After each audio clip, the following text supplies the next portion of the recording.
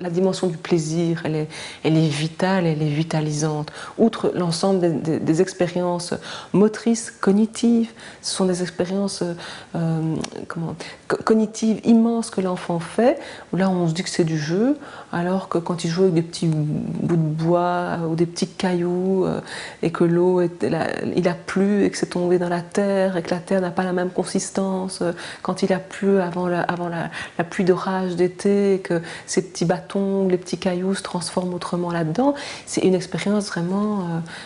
cognitive super importante. Alors si en plus il y a un papa ou une maman, pour arrêter toutes les choses qu'ils ont à faire, qui vient se mettre à côté et qui commande ce qu'il a vu et voir, qui participe même de manière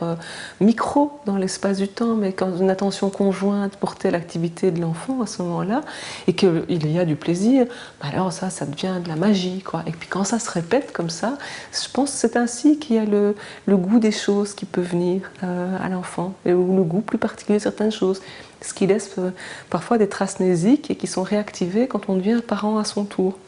Alors on a envie de retrouver quelque chose de ça et on se redécouvre, tiens, ça je faisais avec mon père ou ma mère et je suis en train de le faire avec mon petit là. Ça, c'est les traces qui sont déposées, presque oubliées, parce que c'est des traces quasi corporelles aussi, et qu'on réactive, qu'on réactualise quand on est en âge de devenir parent, et puis qu'on a la chance de pouvoir se prendre au jeu du plaisir, de l'activité ludique avec l'enfant,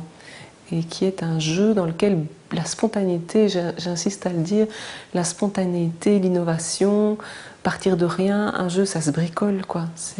Ça c'est les jeux de la petite enfance, c'est des jeux bricolés, hein. Une ombre sur le mur, le soleil qui se reflète d'une certaine manière, et de se rendre compte que la main va aller et puis que ça va faire un dessin sur le mur et que l'enfant y est attentif et que tout à coup on peut soit juste voir quelle expérience il fait avec ça, et puis regarder ça avec beaucoup d'attention et souvent beaucoup